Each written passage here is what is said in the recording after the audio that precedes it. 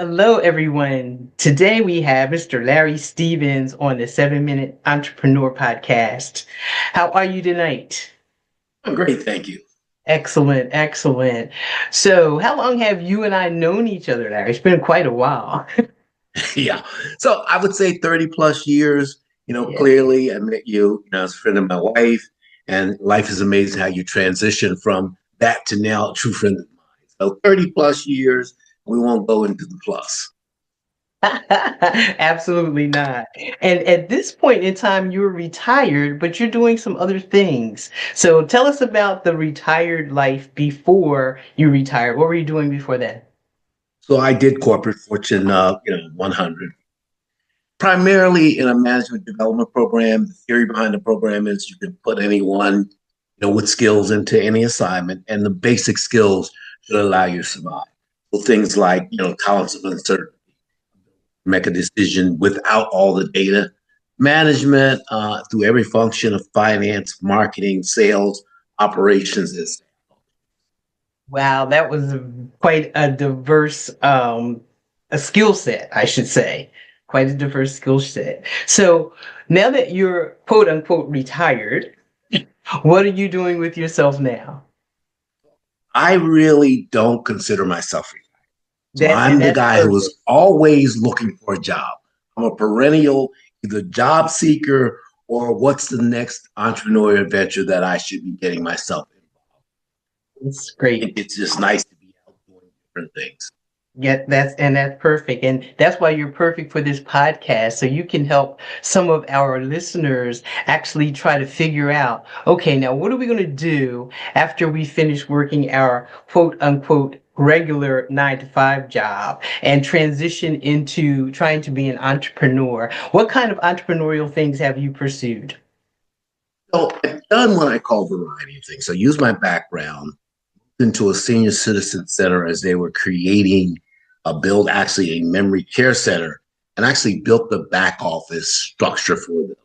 So I kind of use my corporate background and say, let me look into a smaller setting, look into something that I could use my skills. And ultimately, is this something I want to do as a second career?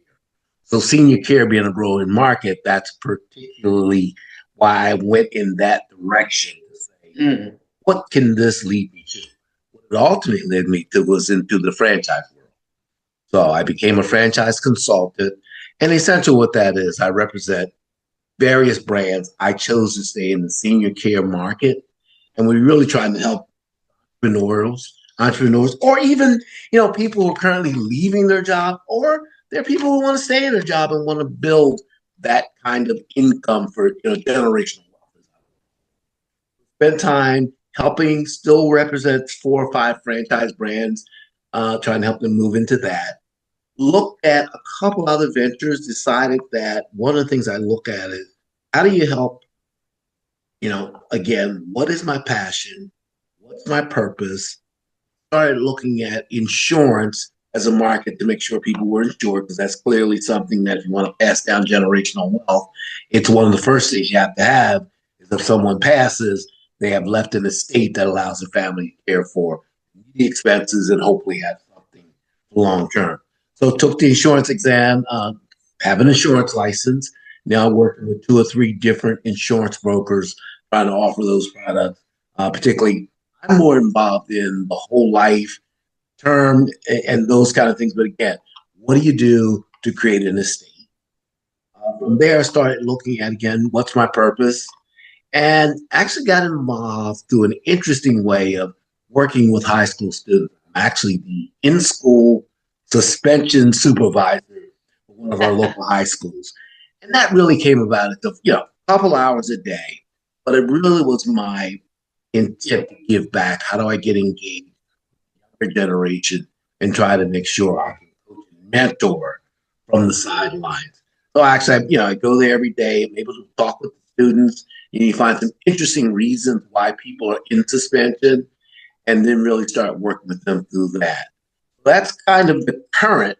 Now, clearly the way I am, there's going to be 2 or 3 more things coming on the horizon. We're trying to figure out what those are as we currently speak.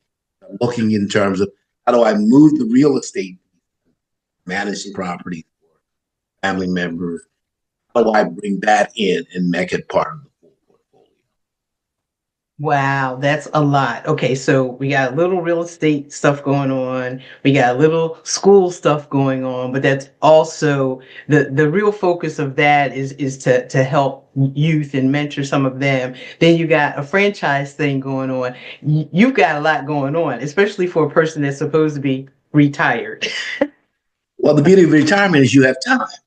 Exactly, exactly. And that's kind of why I decided to start doing this podcast, this little 7 minute one, because I want to start to encourage people that are older, like yourself and myself, because I'm of retirement age as well, to not feel like because you've finished your 20 years or 30 years or whatever it's been in your profession, that you have to just sit home and do nothing. That, with your wealth of knowledge from your background, you have so much to offer people. And I think that is really a purpose that and a passion that we all should share once we get into a place where, you know what, now I have time to really do something I like.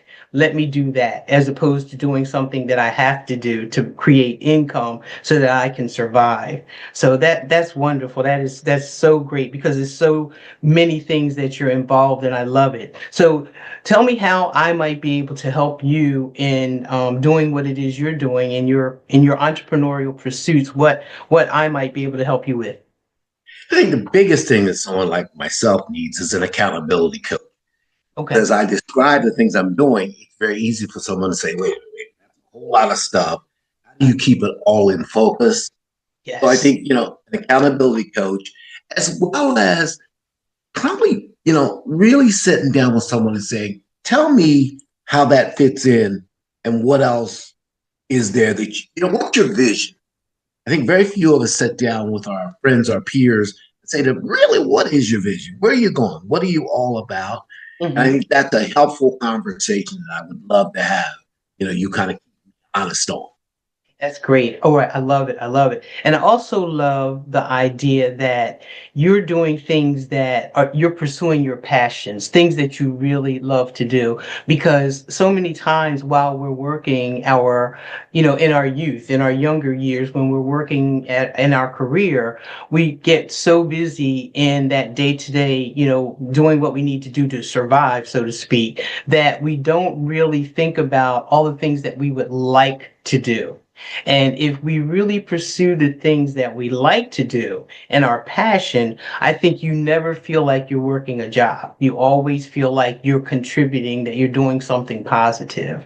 So I appreciate you taking this time. It wasn't a lot of time, but it was enough time for us to really get into what it is people should be doing now that they're retired, or if they're not retired, if they're just starting out to become an entrepreneur. So thank you so much, Mr. Stevens, for your time. I really appreciate it. You're welcome as well.